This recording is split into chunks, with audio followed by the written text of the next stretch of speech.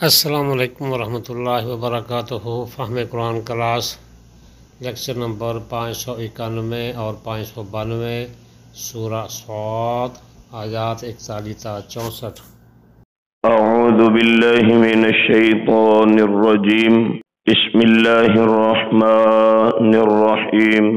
وَاذْكُرْ عَبْدَنَا ایوب، اور ذکر کیجئے ہمارے بندے ایوب علیہ السلام کا۔ سیدنا ایوب علیہ السلام کا ذکر خیر شروع ہونے جا رہا ہے۔ ایوب علیہ السلام کی شخصیت کسی تعارف کی محتاج نہیں۔ آپ نے اللہ کی راہ میں تکلیفوں کے اوپر اتنا صبر کیا کہ آپ کا صبر ضرب المثل بن گیا۔ کسی نے صبر کی مثال دینی ہو تو ایوب علیہ السلام کے صبر کی مثال دیتے ہیں۔ 4 مرتبہ قرآن کریم میں حضرت ایوب علیہ السلام کا نام لے کے تذکرہ کیا گیا ہے، ان میں سے ایک مقام یہ ہے وَاذْكُرْ عَبْدَنَا ایوب، ایوب علیہ السلام کا ذکر کیجئے اذ نادا ربہ، جب انہوں نے اپنے پروردگار کو پکارا۔ کہنے کو صرف ایک ذکر ہے، ایک تذکرہ ہے، لیکن اس میں ایک سائلنٹ میسج ہے، ایک خاموش پیغام دیا جا رہا ہے، اور وہ یہ ہے کہ جیسے ہمارے بندے، ہمارے انبیاء رسل تکلیفوں میں ہمیں پکارتے رہے، اے قرآن کا فہم حاصل کرنے والے لوگوں، اپنی زندگی کا معمول ایسا بنا لو کہ جب بھی کوئی تکلیف آئے اپنے پروردگار کو پکارا کرو۔ ایوب علیہ السلام کی شان بیان فرمائی اذ نادا ربہ، جب انہوں نے اپنے پروردگار کو پکارا۔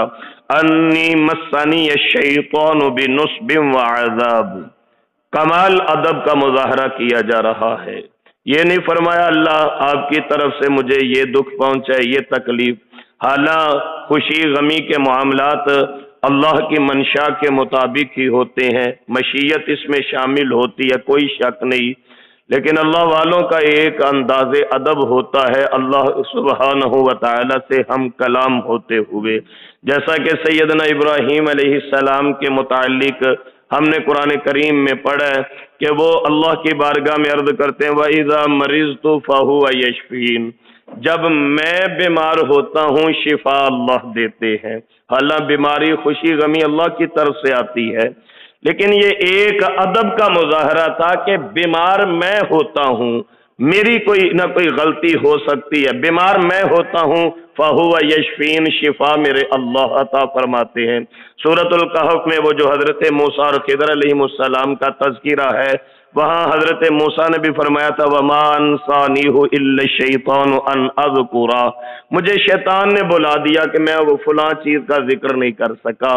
تو حالانکہ اگر حضرت موسیٰ بولے تو وہ سارے کا سارا پیریڈ تو آپ کو اصل میں سمجھانے کا تھا، علم عطا فرمانے کا تھا، اس کے باوجود حضرت موسیٰ علیہ السلام کا یہ کمال ادب تھا کہ عرض کرتے ہیں جو بولا ہوں وہ شیطان نے مجھے بلا دیا ہے، وہ میری غلطی ہے، میرے اللہ کی کوئی غلطی نہیں ہے۔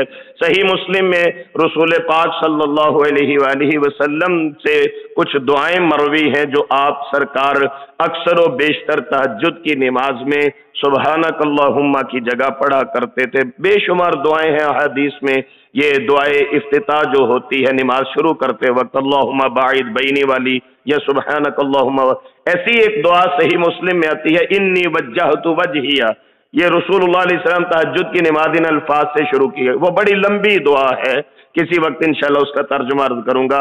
اس دعا کے آخر میں پڑھ رہا تھا، وہاں کچھ کلمات ایسے تھے جو رسول اللہ صلی اللہ علیہ وآلہ وسلم اللہ کی بارگاہ میں پیش کیا کرتے، اور وہ الفاظ یہ تھے لبیک وسعدیک والخیر کلہ فی یدیک، اللہ اکبر، والشر لیس الیک، اللہ میں حاضر، اللہ میں آپ کے پاس موجود ہوں، تعریفات آپ کے لیے ہیں، ہر خیر آپ کی طرف سے، آپ کے ہاتھوں میں ہے، شر آپ کی طرف سے نہیں ہے۔ یہ رسول اللہ علیہ السلام کا کمال ادب تھا، جیسا حضرت ایوب ادب کا مظاہرہ فرما رہے ہیں۔ تو رسول پاک امام الانبیاء خاتم النبیین صلی اللہ علیہ وآلہ وسلم بھی عرض کر رہے ہیں لبیک وسعدیک، کل خیر، اے اللہ میں حاضر، جتنی بھی خیر کی بھلائی کی باتیں ہیں فی یدئی کا، وہ تو آپ کے ہاتھوں میں ہے، اور شر آپ کے ہاتھوں میں نہیں، شر آپ کی طرف نہیں میں کروں گا، اس کی نسبت آپ کی طرف نہیں کی جائے گی۔ سیدنا ایوب علیہ السلام بھی فرماتے ہیں انی مسانی الشیطان بنصب وعذاب، اے اللہ مجھے شیطان نے چھوا ہے، بنصب، نصب اور عربی میں کہتے ہیں سخت تھکاوٹ اور مشقت کو، اور عذاب کہا جاتا ہے بدنی تکلیف کو، یعنی عرض کر رہے ہیں اللہ یہ جو تھکاوٹ اور مشقت آئی، یعنی مالی اعتبار سے کرائسس کا شکار ہو گئے، اے اللہ یہ جو کاروباری پریشانیاں آئیں، پیسے ختم ہو گئے، یہ بھی تکلیف ہے، اور بدنی بھی تکلیف یہ ہے کہ تقریباً کم و بیش 18 سال حضرت ایوب بیمار رہے ہیں۔ تو عرض کرتے ہیں اللہ یہ سارا کچھ شیطان کی طرف سے ہے۔ اللہ کریم کو عرض کرتے ہیں جیسا سورۃ الانبیاء میں 17ویں پارے میں پہلے ہم پڑھ آئے ہیں کہ عرض کرنے لگے انی مسنی الضر وانت ارحم الراحمین، یا اللہ بڑی تکلیف آئی، بڑی تکلیف اٹھائی، اللہ مجھے شفا نصیب فرما دیجئے۔ بیمار آدمی اللہ کے بہت قریب ہوتا ہے، یہ مسئلہ یاد رکھیے۔ ہم جب کسی بیمار پرسی کے لیے جاتے ہیں، اس کا ایک ریوارڈ تو آخرت میں ملے گا ہی، دنیا میں بھی ملتا ہے۔ رسول پاک علیہ السلام فرماتے ہیں صبح اگر کسی کا پتہ لینے جاؤ، شام تک 70,000 فرشتہ آپ کے لیے دعا کرتا ہے۔ اگر رات کو کسی کا پتہ لینے جاؤ، صبح تک 70,000 فرشتہ آپ کے لیے دعا کرتا ہے۔ ایک تو یہ اعزاز ملا۔ دوسرا، جب کسی بیمار پرسی کے لیے جائیں، خبر گیری کے لیے جائیں، عیادت کے لیے جائیں، تو یہ سنت طریقہ ہے کہ اس کو جا کے کہا کریں بھائی میرے لیے دعا کرو، یہ حضور کی سنت ہے۔ بیمار سے جا کے یہ ریکویسٹ کیجئے بھائی میرے لیے دعا کرو، کیوں؟ بیمار اللہ کے بڑا قریب ہوتا ہے۔ اب بیماری کی کیفیت یہ ہوتی ہے بیوی بڑا ساتھ دیتی ہے، اماں بڑا ساتھ دیتی ہے، بچے بڑا ساتھ دیتے ہیں، لیکن ایک وقت آتا ہے کہ یہ جو ان لوگوں کو دیکھ بھال کرنے والے ہوتے ہیں، جو مریض کی نگہداشت کرنے والے ہوتے ہیں، ایک وقت آتا ہے وہ بھی بیچارے تھک جاتے ہیں۔ پھر بیمار آدمی اکیلا رات کو جاگتا ہے، اور بیمار آدمی کی رات بڑی لمبی ہو جاتی ہے۔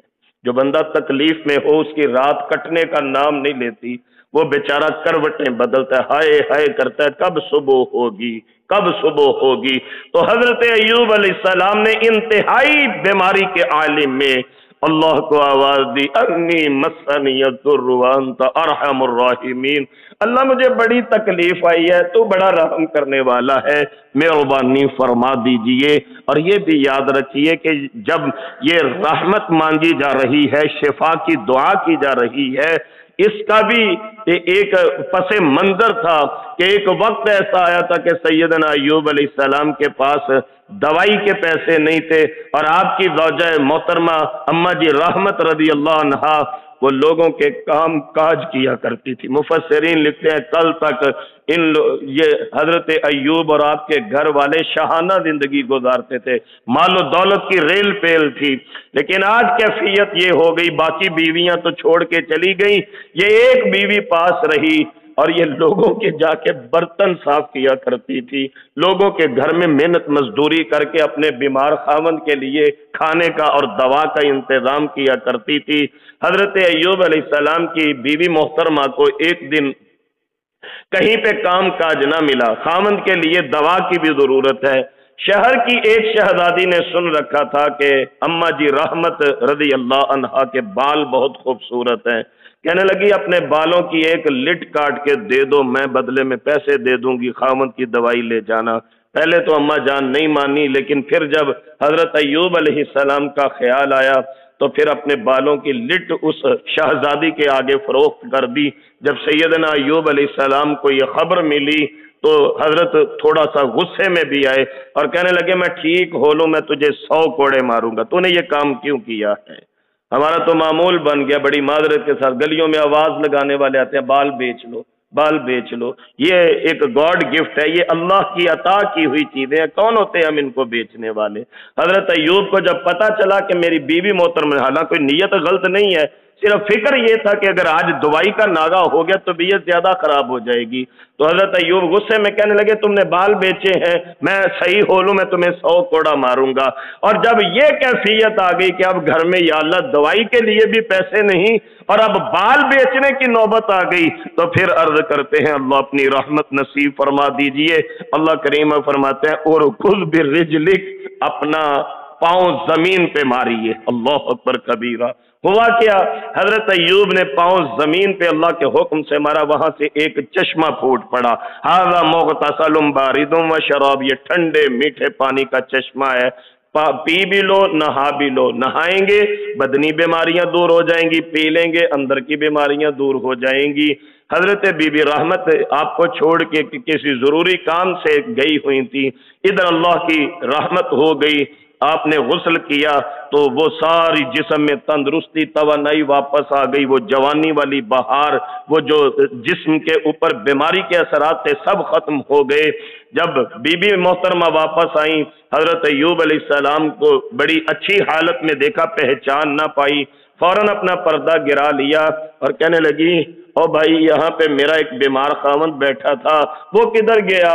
تو حضرت کہنے لگے رحمت یہ میں ہی ہوں، اللہ نے اپنی رحمت فرما دی ہے، اللہ نے اپنا کرم فرما دیا ہے۔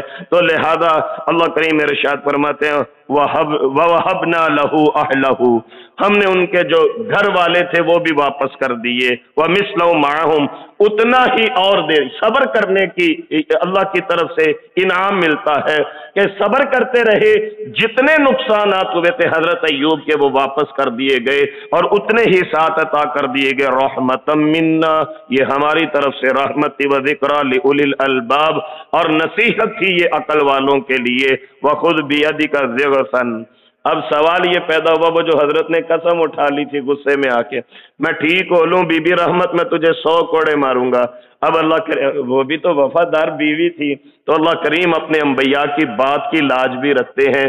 تو اللہ کریم ارشاد فرماتا ہے وَخُذْ بِيَدِكَ ضِغْثًا، ایسا کرو تنکوں والا ایک مٹھا، ایک جھاڑو، یہ جیسے ہم باندھ کے جھاڑو رکھتے ہیں، 100 تنکوں والا ایک جھاڑو پکڑ لو اور ایسے آرام سے بی بی رحمت کو مار دو، تمہاری قسم بھی پوری ہو جائے گی، میری بندی رحمت کو کوئی تکلیف بھی نہیں ہوگی۔ وَلَا تَحْنَسْ، قسم نہ توڑو، إِنَّا وَجَدْنَاهُ صَابِرًا، ہم نے انہیں بڑا صبر کرنے والا پایا، نعم العبد، بڑا اچھا بندہ ہے۔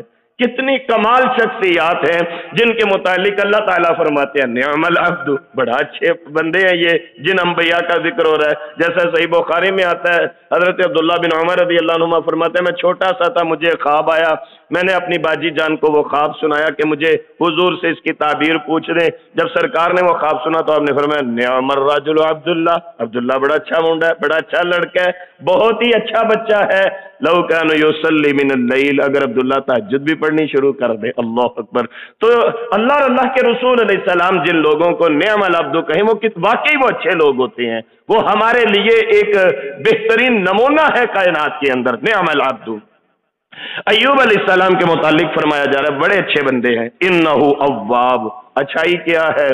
رجوع اللہ، اللہ کی طرف جھک جاؤ، رجوع کر لو، اپنی کال اللہ سے ملایا کرو، اپنے اللہ سے باتیں کیا کرو۔ حقیقت بات یہ ہے کبھی کبھی تنہائی میں بیٹھ کے ایک تو دعا کا انداز ہے وہ اپنی جگہ، دعا کا انداز اپنی جگہ ہے کہ بیٹھ کے اپنی مناجات کو، اپنی حاجات کو، اپنی ضرورتوں کو یاد کر کے ہاتھ پھیلائے اللہ کی بارگاہ میں دعا کرتے رہیے، انداز اپنی جگہ ہے۔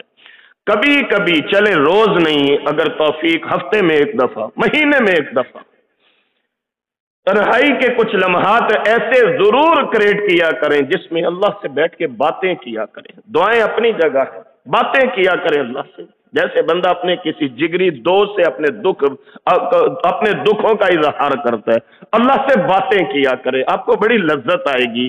اللہ سے بیٹھ کے اپنے سارے حالات بیان کیا کریں، اللہ سے بیٹھ کے گفتگو کیا کریں، یا اللہ آپ تو جانتے ہیں یہ ہو رہا ہے، وہ میرے ساتھ یہ کر رہا ہے، وہ میرے ساتھ یہ کر رہا ہے، ایسی گفتگو کیا کریں تنہائی میں بیٹھ کے اللہ تعالیٰ کے ساتھ۔ انہو اواب، انبیاء بڑی باتیں اللہ سے کرتے تھے، رجوع کرتے تھے، اللہ کی طرف توجہ رکھتے تھے۔ وَاذْكُرْ عِبَادَنَا إِبْرَاهِيمَ، ہمارے بندے ابراہیم کا بھی ذکر کر لیجئے، 69 مرتبہ قرآن کریم میں حضرت ابراہیم کا نام لیا گیا ہے۔ तकरीबन 250 आयात बनती हैं जिनमें हजरत इब्राहीम अलैहिस्सलाम का तज़किरा आता है। वज़कुर इबादना, हमारे बंदों में से इब्राहीम का तज़किरा कीजिए, व इसहाक, उनके बेटे इसहाक का जिक्र कीजिए, व याकूबा, उनके पोते याकूब का जिक्र कर दीजिए। 16 मरतबा लफ्ज़ याकूब कुरान करीम में इस्तेमाल हुआ है, जबकि हजरत याकूब अलैहिस्सलाम का जो दूसरा नाम है वो इसराइल है। बनी इसराइल इसीलिए कहा जाता नहीं हजरत इसराइल की यानी हजरत याकूब की औलाद है। 43 मरतबा लफ्ज़ इसराइल कुरान करीम में बोला गया, 16 मरतबा लफ्ज़ याकूब कुरान करीम में इस्तेमाल हुआ। अल्लाह करीम फरमाते हैं ये हमारे बंदे हैं, इनका जिक्र कीजिए। उलिल ऐदी वल अबसार, ये हाथों वाले थे, आंखों वाले थे। मतलब क्या है, मैंने तर्जुमे में वैसे वो मतलब वाज़े करने की कोशिश की है। हाथों वाले से मुराद ये साहिब कुव्वत थे, वल अबसार, और साहिब बसीरत थे।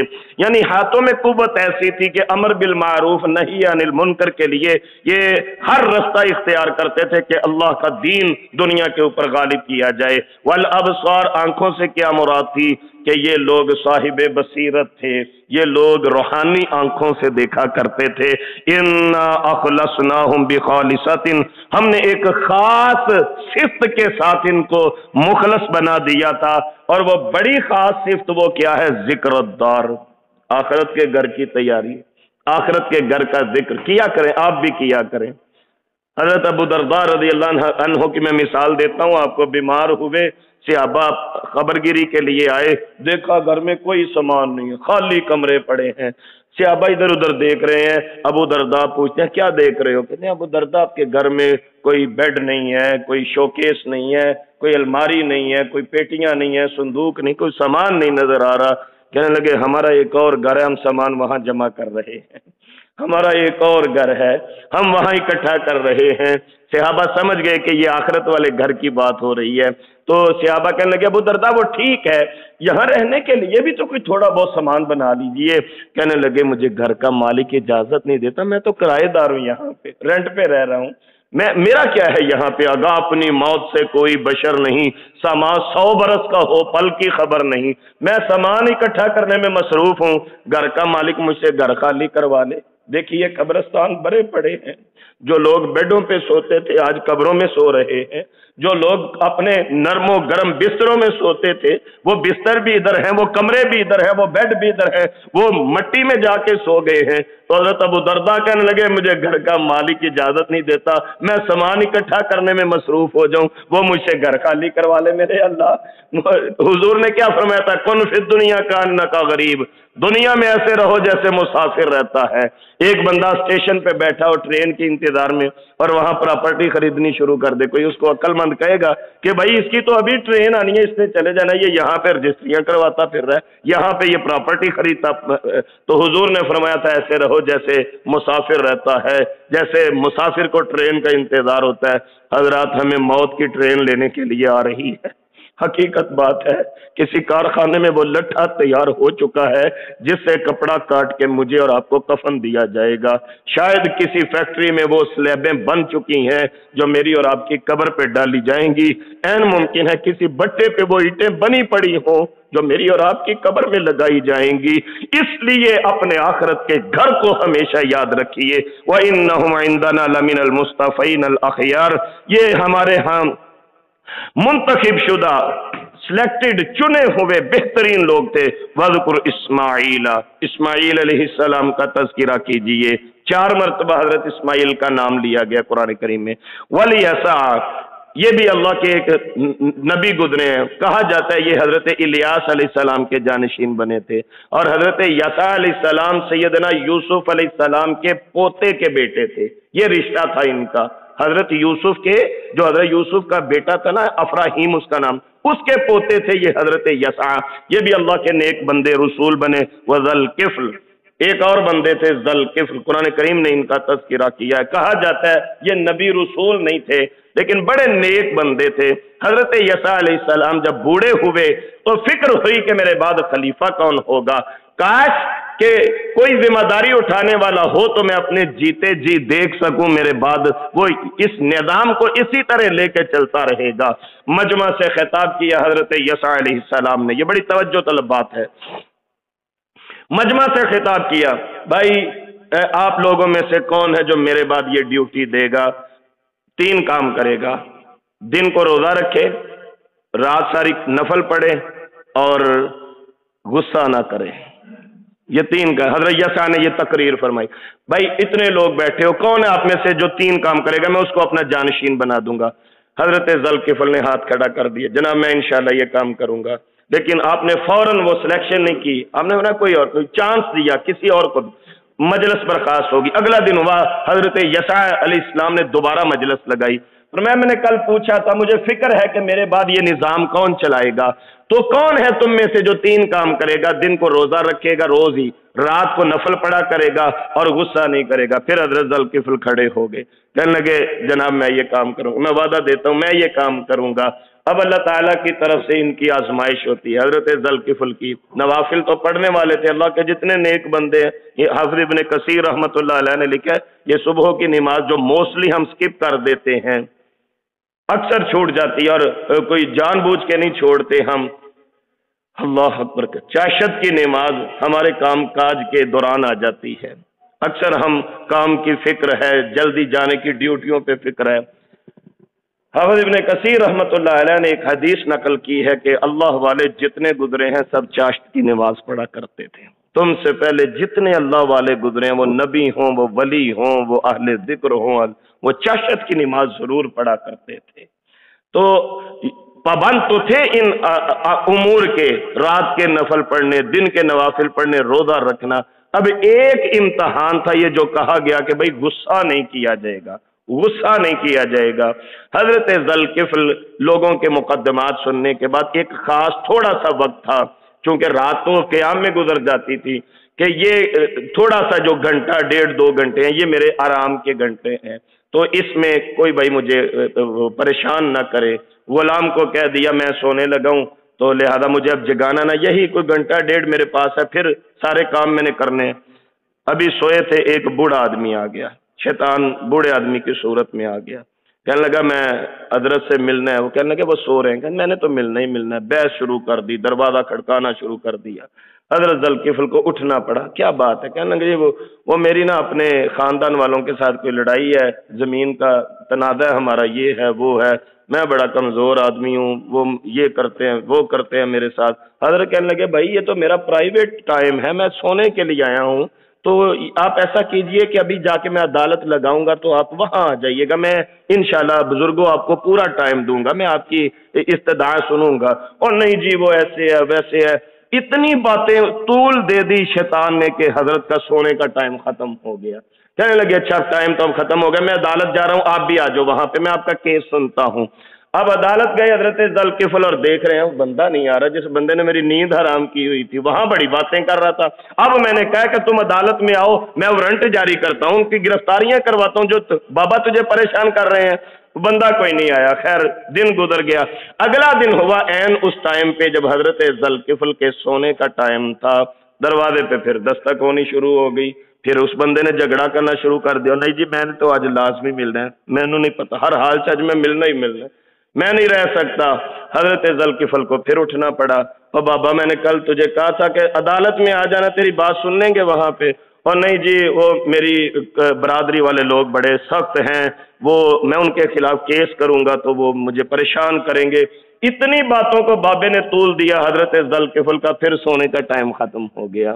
تو کہنے لگے تم ایسا کرو عدالت میں آ جاؤ بابا، تمہارا کیس آج میں سنتا ہوں، انشاءاللہ پورا تمہیں حفاظت دی جائے گی، پریشان نہ ہو، کوئی مقدمے کی وجہ سے تمہیں ہراساں نہیں کرے گا۔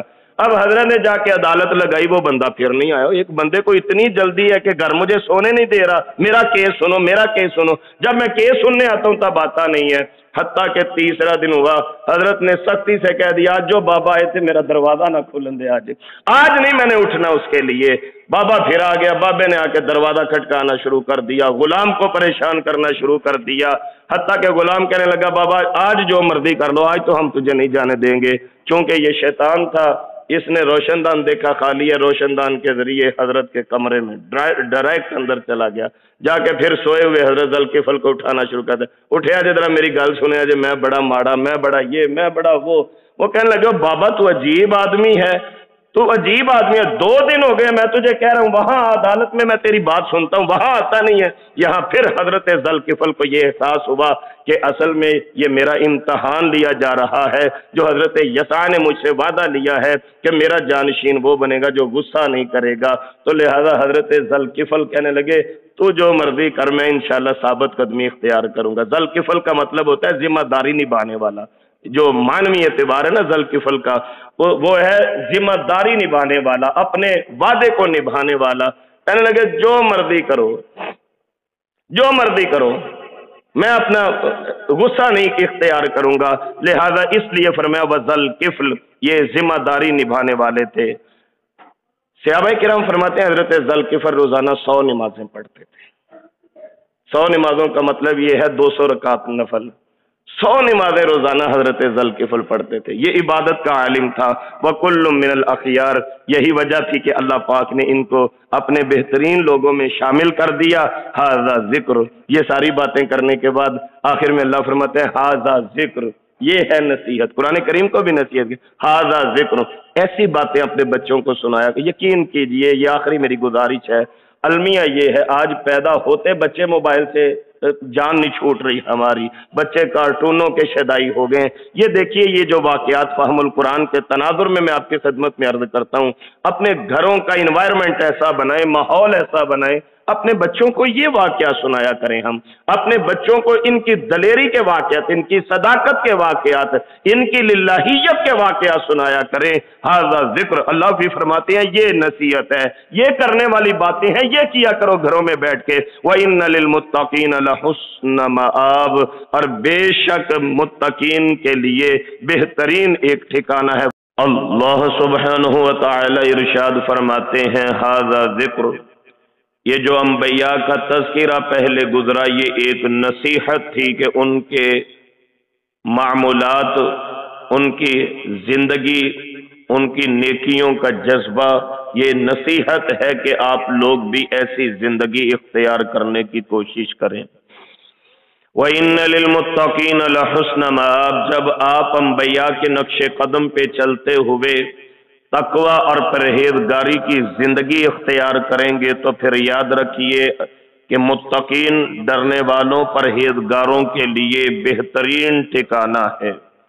اس ٹھکانے کا نام کیا ہے؟ جنات عدن، ہمیشہ رہنے والے باغات، جیسے جنت الفردوس ہے، جنت النعیم ہے، جنت المأوی ہے، اسی طرح جنت عدن، ہمیشہ رہنے والے باغات، یہ جنت کا ایک نام ہے۔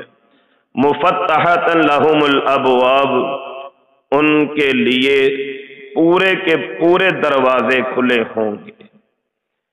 حدیث مبارکہ میں آتا ہے رسول اللہ صلی اللہ علیہ وآلہ وسلم فرماتے ہیں کہ مومنین جب آگ سے گزر جائیں گے نا، آگے ایک پل آئے گا، اس پل کے اوپر کھڑے ہو کے باہمی جو آپس میں زیادتیاں ہم ایک دوسرے سے کرتے ہیں، کسی کا حق غصب ہو گیا، کسی سے کوئی معمولی تلخ کلامی ہو گئی، زیادتی ہو گئی، رسول پاک امام الانبیاء خاتم النبیین صلی اللہ علیہ وآلہ وسلم فرماتے ہیں اس پل پہ روک کے عدلے بدلے ہوں گے۔ میں نے زیادتی کسی سے کی، کسی نے میرے ساتھ کی، وہاں پہ ان زیادتیوں کا بدلہ ہوگا، حتیٰ کہ وہاں سے بالکل پاک صاف سینے لے کے پھر جنت کی طرف جائیں گے، دروازے کھلے ہوں گے۔ رسول اللہ علیہ السلام فرماتے ہیں دنیا میں اتنا کوئی اپنے گھر کو اتنا نہیں پہچانتا جتنا جنت والی کوٹھی کو پہچانتا ہوگا۔ یعنی دنیا میں ہر بندہ کہیں بھی چلا جائے، وہ رات کا اندھیرا ہو، لائٹ آف ہو، وہ بادل گرج رہے ہو، بجلی چمک رہی ہو، وہ آندھی چل رہی ہو، بارش برس رہی ہو، کوئی بھی حالات اور واقعات اور موسم ہو، انسان اپنے گھر کو نہیں بھولتا، سیدھا آ کے اپنے گھر پہ دستک دیتا ہے۔ رسول اللہ علیہ السلام فرماتے ہیں جب جنت میں داخل ہوں گے تو اتنا دنیا والے گھر کی بندے کو پہچان نہیں ہوتی جتنی جنت والے مکان کی پہچان ہوگی۔ سیدھا اپنے دروازے پہ چلے جائیں گے مومن، جا کے اپنے اپنے مکان جو اللہ ان کو عطا فرمائیں گے جنت میں، وہاں قیام فرما لیں گے۔ اللہ اکبر کبیرہ۔ پھر جب داخل ہو جائیں گے، یہ جس کے دروازے کھلے ہیں، ہم اکثر کسی سے بڑی محبت کا اظہار کریں، ہم کہتے ہیں جناب آپ کے لیے میرے دروازے 24 گھنٹے کھلے ہیں، ہفتے کے 7 دن کھلے ہیں، پورا سال کھلے ہیں۔ ہم یہ بڑی محبت کا، اپنائیت کا اظہار کرتے ہیں۔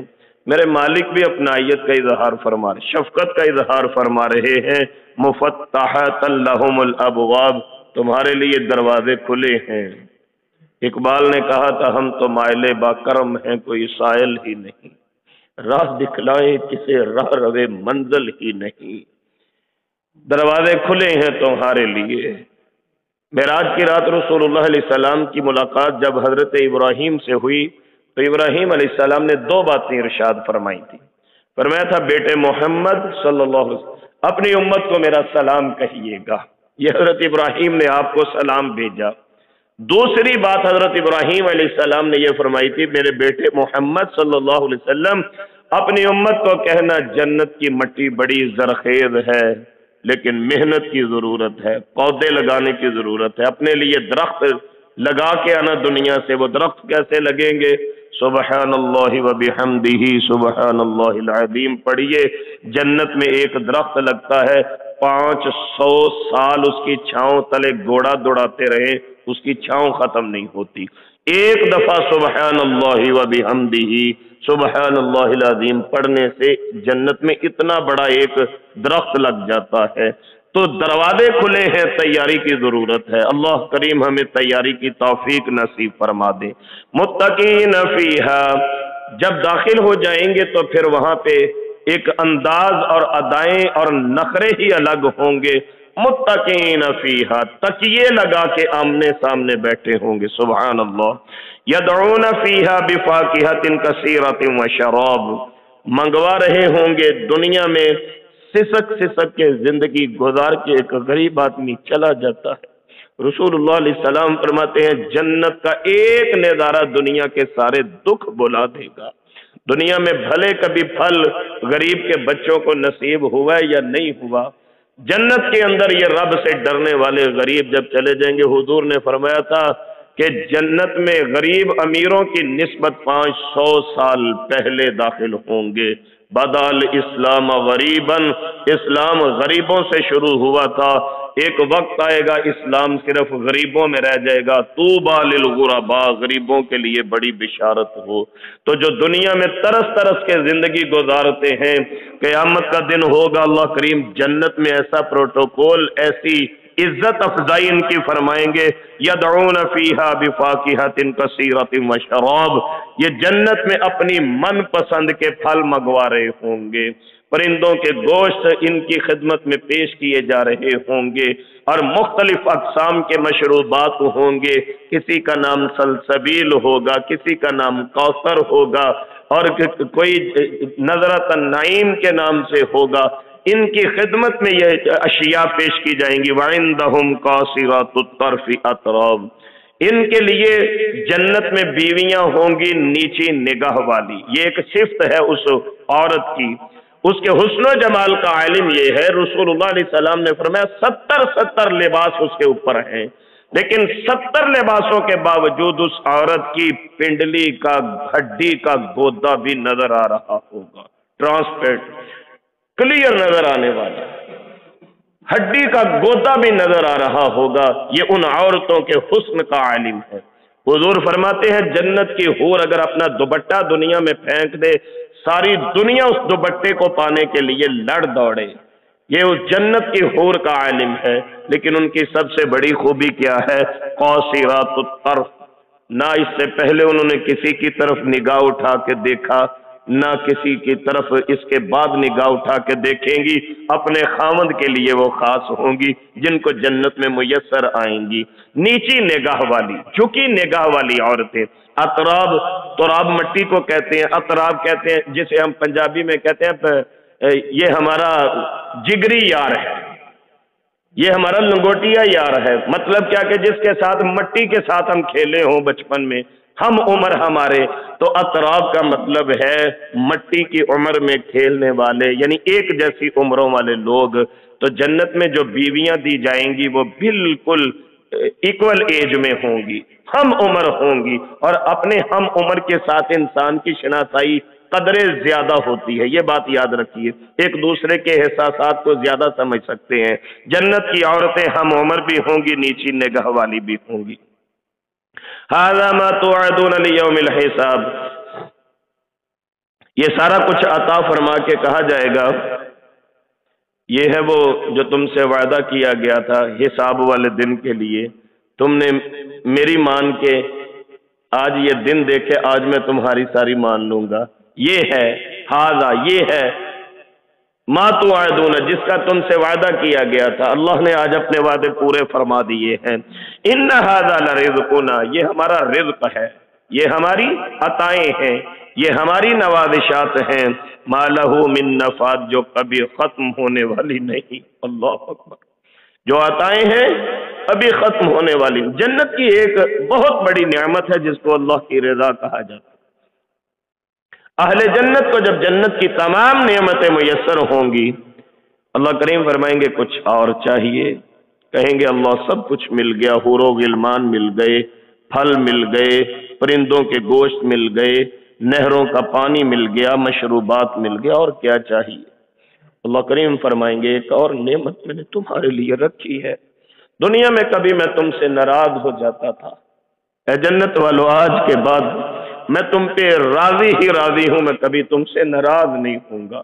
یہ اللہ کی رضا بہت بڑی نعمت ہے، دعا کیا کرے اللہ ہمیں دنیا میں بھی یہ نصیب فرما دے، آخرت میں بھی نصیب فرما دے۔ اللہ کی خوشنودی، اللہ کی رضا، فرمایا دنیا میں میں کبھی تم سے ناراض ہو جاتا تھا، اے جنت والو یہ نعمت ہے میری، آج کے بعد میں تم سے راضی ہی راضی ہوں۔ یہ ہے ما لہ من نفاد، اللہ جو عطا فرمائیں گے وہ کبھی ختم ہونے والا نہیں۔ اس سے قبل سورۃ النحل کی 96 نمبر آیہ مبارکہ میں ہم پڑھ آئے ہیں، اللہ کریم فرماتے ہیں ما عندکم ینفد، جو تمہارے پاس ہے وہ ختم ہونے والا ہے، جو تمہارے پاس ہے وہ ختم۔ پنجابی میں ہم کہتے ہیں جی کھادے ہیں تے خوب ہی کھادے جاندے نے، جتنی مرضی پراپرٹی باپ دادا چھوڑ کے گئے ہو، جب بندہ کھانی شروع کرے وہ ختم ہو جاتے ہیں۔ سورہ نحل میں ارشاد رب العالمین ہے ما عندکم ینفد، جو تمہارے پاس ہے وہ ختم ہونے والا ہے، وما عند اللہ باق، اور جو اللہ کے پاس ہے وہ ہمیشہ رہنے والا ہے۔ جو اللہ کے پاس کل من علیہا فان ویبقى وجہ ربک ذو الجلال والاکرام، اللہ کی ذات باقی رہنے والی، اور جو رب کے پاس ہمارے لیے ہے وہ باقی رہنے والا ہے۔ وما عند اللہ باق، تمہارے پاس جو ہے وہ ختم ہو جاتا ہے، اللہ کے پاس جو ہے وہ باقی رہنے والا ہے۔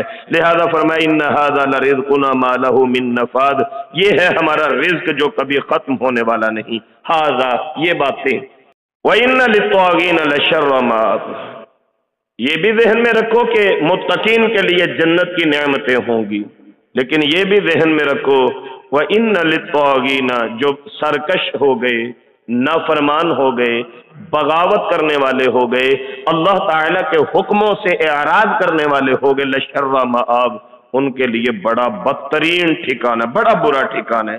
اس ٹھکانے کا نام کیا ہے؟ جیسے اچھے ٹھکانے کا نام جنت ہم نے سنا، جناتی عدن، ہمیشہ کھلے رہنے والے دروازوں والی جنت عدن، اس ٹھکانے کا نام کیا ہے؟ اللہ کریم خود فرماتے ہیں 56 نمبر آیہ مبارکہ جو پڑھ رہے ہیں، جہنم، اس کا نام جہنم ہے۔ اللہ کریم ہم سب کو اس سے محفوظ فرما لے۔ اللہم اجرنی من النار، اللہم اجرنا من النار، اللہ ہم سب کو جہنم سے محفوظ فرما لے۔ جہنم، جہنم ہے، یصلونہا، اس میں داخل کیے جائیں گے، فبئس المہاد، کیسا برا ہے وہ بچھونا۔ ھذا، یہ، فَلْيَذُوقُوهُ حَمِيمٌ وَغَسَّاقٌ، پس چکھو اس کے اندر گرم پانی اور پیپ، گرم پانی اور پیپ۔ صاحب منجد نے غساق کا مطلب کیا ہے انتہائی ٹھنڈک والی چیز، حمیم انتہائی کھولتا ہوا پانی، غساق پیپ بھی ہے، خون کی آمیزش بھی ہے، انتہائی ٹھنڈک والی چیز۔ جہنم کے اندر دو طرح کے عذاب دیے جائیں گے، انتہائی گرم پانی پینے کے لیے دیا جائے گا جس سے انتڑیاں بھی جل جائیں گی، انتہائی ٹھنڈا پانی غساق کا پینے کے لیے دیا جائے گا جس سے انسان کا اندرونی نظام تباہ ہو جائے گا۔ رسول اللہ صلی اللہ علیہ وسلم نے یہ غساق کے بارے فرمایا، ایک حدیث مجھے یاد آ گئی، یہ دو جگہ پہ قرآن کریم میں، ابھی آپ سورہ صاد میں پڑھ رہے ہیں، آگے چل کے سورہ اما یتساءلون میں بھی ذکر آئے گا حمیم اور غساق دونوں باتوں کا۔ غساق پتہ کیا چیز ہے؟ رسول اللہ صلی اللہ علیہ وسلم فرماتے ہیں غساق کا ایک ڈول، ایک ملی کین، ایک ڈول صرف کلو ڈیڑھ 2 کلو لگا لیں، ایک ڈول اگر غساق کا دنیا میں بہا دیا جائے، حضور فرماتے ہیں اس کی بدبو سے سارا جہان ہی مر جائے۔ ایک ڈول صرف دنیا میں آ جائے غساق کا، ساری دنیا مر جائے اس کی بدبو سے۔ تو جہنم والوں کے لیے کہا جا رہا ہے فَلْيَذُوقُوهُ حَمِيمٌ وَغَسَّاقٌ، جہنم والوں کو پینے کے لیے یہ دیا جائے گا۔ کعب احبار رحمہ اللہ نے غساق کی تفسیر فرمائی، وہ فرماتے ہیں غساق جہنم کی ایک نہر کا نام ہے جس میں سانپوں اور بچھوؤں کا زہر ملایا جاتا ہے، اور اس کی ٹھنڈک کا عالم یہ ہوتا ہے کہ انسان منجمد ہو جائے، اللہ کے نافرمانوں کو وہ سانپوں اور بچھوؤں کے پانی اور پیپ والا غساق نام کا پانی پلایا جائے گا۔ اللہ ہم سب کو محفوظ فرما لے۔ وَآخَرُ مِن شَكْلِهِ أَزْوَاجٌ، اس طرح کی اور بھی کئی سزائیں ہوں گی۔ یہ جب غساق والی نہر میں پانی پلائے جائیں گے اور غوطے لگوائے جائیں گے، کعب احبار کہتے ہیں ان کی چمڑیاں ان کے جسموں سے، ان کی ہڈیوں سے الگ ہو کے ساتھ لٹک رہی ہوں گی، جیسے چلنے والا اپنی چادر کو زمین پہ گھسیٹ کے چلتا ہے، یہ اپنا گوشت زمین پہ گھسیٹ کے چل رہے ہوں گے۔ اللہ، ہم بڑے کمزور ہیں، بڑے ناتواں ہیں، ہم تو معمولی سر درد نہیں برداشت کر پاتے۔ میرے کریم مالک اپنی خاص رحمت اور عنایت سے ہمیں، ہمارے پیارے والدین، ہمارے بچوں کو، گھر والوں کو، بلکہ ہماری آنے والی نسلوں کو بھی جہنم کے ان عذابوں سے محفوظ فرما لے۔ فرمایا غساق میں جس کو غوطہ لگوایا جائے گا اس کا جسم، اس کا گوشت اس کی ہڈیوں سے الگ ہو جائے گا، اور جیسے گھسیٹنے والا کپڑا گھسیٹ کے چلتا ہے، ان لوگوں کے گوشت کی بوٹیاں ساتھ گھسیٹتے ہوں گے اور یہ زمین پہ چلتے ہوں گے۔ اللہ کریم ارشاد فرماتے ہیں اس طرح کے اور بھی دوسرے کئی عذاب ان کی قسمیں ہیں، اس کے ہم شکل ہوں گے، وہ دیے جائیں گے۔ ھذا فوج مقتحم معکم، یہ ایک ایسا گروہ ہے جو گھسیٹتا ہی چلا آ رہا ہے تمہارے ساتھ۔ کہا جائے گا لا مرحبا بہم، کوئی خوش آمدید نہیں ہے۔ یہ آگے سورہ زمر ہم شروع کریں گے انشاءاللہ ایک سبق کے بعد۔ سورہ زمر میں ارشاد باری تعالیٰ ہے وَسِيقَ الَّذِينَ اتَّقَوْا رَبَّهُمْ إِلَى الْجَنَّةِ زُمَرًا حَتَّى إِذَا جَاءُوهَا وَفُتِحَتْ أَبْوَابُهَا وَقَالَ لَهُمْ خَزَنَتُهَا سَلَامٌ عَلَيْكُمْ طِبْتُمْ فَادْخُلُوهَا خَالِدِينَ۔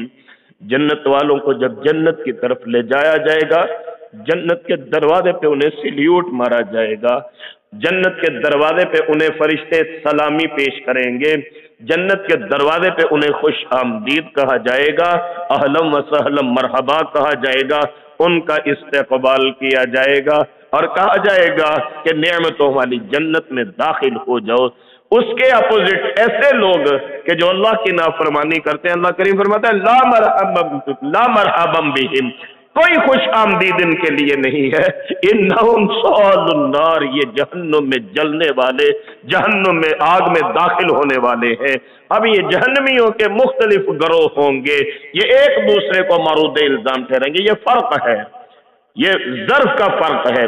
جو متقین لوگ ہوں گے وہ جہاں سے بھی گزریں گے السلام علیکم السلام علیکم۔ قرآن کریم کہتا ہے کہ جنت میں ایک ہی کلام ہوگا، السلام علیکم کی آوازیں ہر طرف آ رہی ہوں گی، السلام علیکم ورحمۃ اللہ، السلام علیکم۔ جنت کے دروازے پہ فرشتے کہیں گے سلام علیکم طبتم فادخلوها خالدون۔ جب جنت میں داخل ہو جائیں گے اللہ تعالیٰ فرمائیں گے سلام قولا من رب الرحیم، اور جنت والوں تمہیں تمہارے رب کا بھی سلام ہو۔ پھر آپس میں جب ملاقات ہوگی جہاں بھی گزریں گے جنت کے بازاروں میں ایک ہی بات ہوگی السلام علیکم ورحمۃ اللہ وبرکاتہ، السلام علیکم۔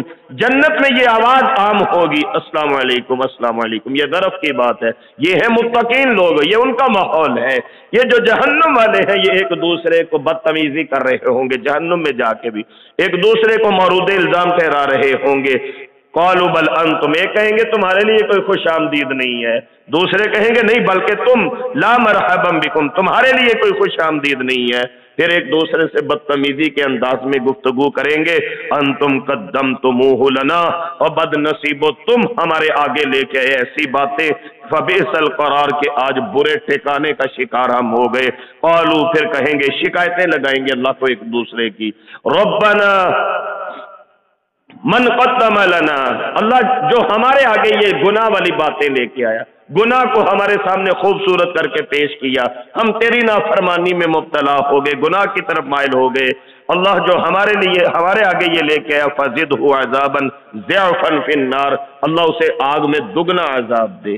یہ دیکھیے یہ ایک دوسرے سے دشمنی اب جہنم میں جا کے نکل رہی ہے، اللہ ان کو دوسرا عذاب دے۔ آخری بات سن لے، ایک اور بات کہیں گے وقالو ما لنا، کیا ہے ہمیں، لا نرى رجالا كنا نعدهم من الاشرار، دنیا میں ہم کئی لوگوں کا مذاق اڑاتے تھے، ان کو حقیر سمجھتے تھے، کمتر سمجھتے تھے، کمی کمین سمجھتے تھے، غلام ملازم نوکر سمجھتے تھے، آج کہاں ہیں ایمان والے جن کا ہم مذاق اڑاتے تھے، آج وہ بندے ہمیں نظر کیوں نہیں آ رہے۔ کفار مکہ بھی کہا کرتے تھے، حضور ہم آپ کی بات سننے کے لیے تیار ہیں، یہ جو پاس بلال کو بٹھایا ہوا ہے یہ نوکر ہے، حبشی غلام ہے، یہ جو صہیب رومی کو بٹھایا ہوا ہے، یہ جو خباب ارق کو بٹھایا ہوا ہے، یہ جو سلمان فارسی کو بٹھایا ہوا ہے، یہ جو عمار بن یاسر کو بٹھایا، ان کو اٹھا دیجیے، یہ غریب لوگ ہیں، یہ ہمارے سٹینڈر کے نہیں ہیں، ہماری انسرٹ ہے ان لوگوں کے ساتھ مل کے بیٹھنا، ان کو اٹھا دیجیے، ہم پھر آپ کی بات سنیں گے۔ تو قیامت والے دن یہ بدبخت کہیں گے، دنیا میں ہم جن لوگوں کا مذاق اڑاتے تھے اور جن کو بدترین شمار کرتے تھے، کیا بات ہے آج وہ نظر نہیں آئے۔ بھائی نظر کیسے آئے، ان کو تو اللہ نے جنت الفردوس عطا فرما دیا ہے، نظر کیسے آئے۔ ہم نے پڑھا تھا نا پچھلی صورت میں کہ ایک کہنے والا کہے گا کیا بات ہے مجھے میرا یار نظر نہیں آ رہا، دنیا میں ایک یار تھا میرا، کیا بات ہے نظر نہیں آ رہا۔ اللہ کریم پردہ ہٹا کے فرمائیں گے وہ دیکھو وہ جہنم میں جل رہا ہے، کیوں، تم اللہ کی فرما برداری کرتے تھے، وہ اللہ کی نافرمانی کرتا تھا۔ تو یہ قیامت والے دن یہ کافر لوگ بھی کہیں گے کہ ہم دنیا میں جن کو بدترین شمار کرتے تھے اور ان سے دشمنی اور بغض اور عداوت اور نفرت رکھتے تھے، کیا بات ہے آج وہ ہمیں نظر نہیں آ رہے۔ اتخذناہم سخریا، ہم ان کا بڑا مذاق اڑاتے تھے، ہم ان کے ساتھ بدتمیزی کرتے تھے، ہم ان کو کمی کمین سمجھتے تھے، ام زاغت عنہم الابصار، ہماری آنکھیں پھر گئی ہیں، کیا مسئلہ ہے آج وہ لوگ ہمیں نظر کیوں نہیں آ رہے۔